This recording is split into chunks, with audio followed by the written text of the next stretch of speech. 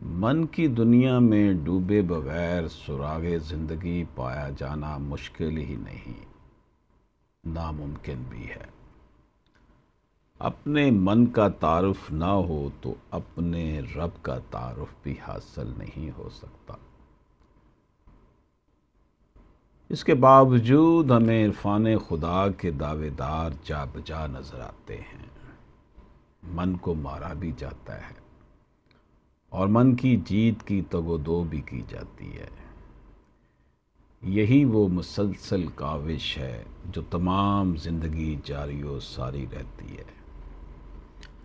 اس کاوش میں ہمارا مد مقابل محض اپنا من ہی نہیں، بلکہ اس سے بڑھ کر شیطان لعین خود ہوتا ہے، جس کے بارے میں قرآن پاک میں واضح ارشاد ہے کہ شیطان ہمارا عدو مبین ہے۔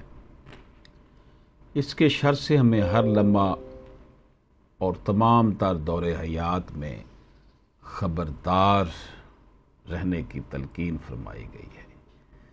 یہی وہ مرحلہ ہے جو من کی جیت کے سفر میں ہمیں طے کرنا ہوتا ہے۔ رب قہار و جبار ہے اور اسے عاجزی پسند ہے۔ بندہ جب اپنے خالق کے حضور عاجزی کے ساتھ دست بستار کرتا ہے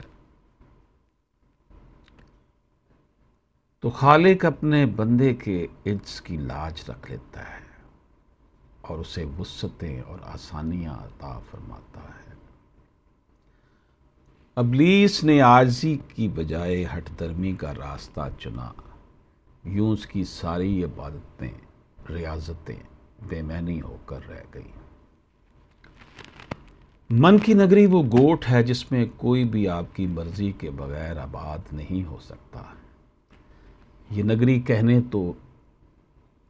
کو تو ایک چھوٹا سا گوٹھ ہو سکتا ہے اور وسعت میں بے قرار کی حدوں کو بھی چھو سکتا ہے، کیونکہ انحصار پھر من پر ہی ہے کہ اس میں کس قدر تواضع اور وسعت ہے۔